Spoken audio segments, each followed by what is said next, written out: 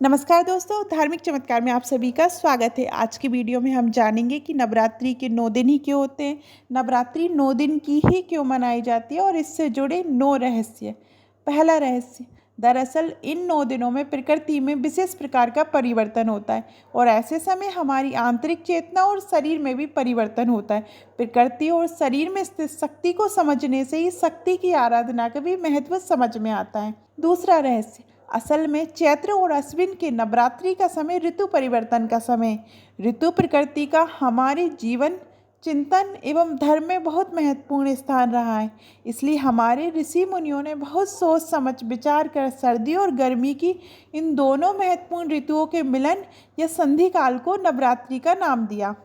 तीसरा रहस्य, यदि आप उक्त 9 दिनों अर्थात साल के 18 दिनों में अन्न का त्याग कर भक्ति करते हैं तो आपका शरीर और मन पूरे स्वस्थ और निश्चित रहता है। चौथा रहस्य, माता के 9 रूप हैं, शैलपुत्री, ब्रह्मचारिणी, चंद्रघंटा, कूष्मांडा, स्कंद माता, कात्यायनी, कालरात्रि, महागौरी, सिद्धिदात्री। इसलिए नवरात्रि के 9 दिन होते हैं। पांचवा रहस्य, माता वैष्णो देवी ने 9 दिनों तक एक गुफा में साधना की थी और 10वें दिन भैरव बाहर निकलकर भैरवनाथ का सिर काट दिया था। छठा रहस्य, माता दुर्गा ने 9 दिन तक महिषासुर से युद्ध करके उसका वध कर दिया था और 10वें दिन इसी की याद में विजयदशमी का पर्व मनाया जाता है। सातवां रहस्य, अंकों में 9 अंक पूर्ण होता है, 9 के बाद कोई अंक नहीं होता।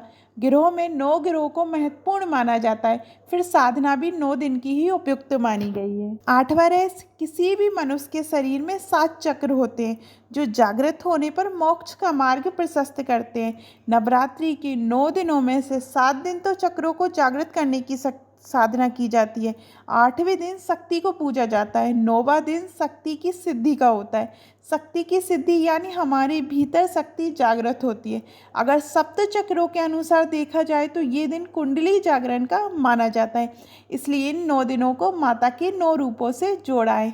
नवा रहस्य, पार्वती जी शंकर जी से प्रश्न करती हैं कि नवरात्रि किसे कहते हैं। शंकर जी उन्हें प्रेम पूर्वक समझाते हैं, नवरात्र नव शक्तियों से संयुक्त हैं, इसकी प्रत्येक तिथि को एक एक शक्ति के पूजन का विधान है।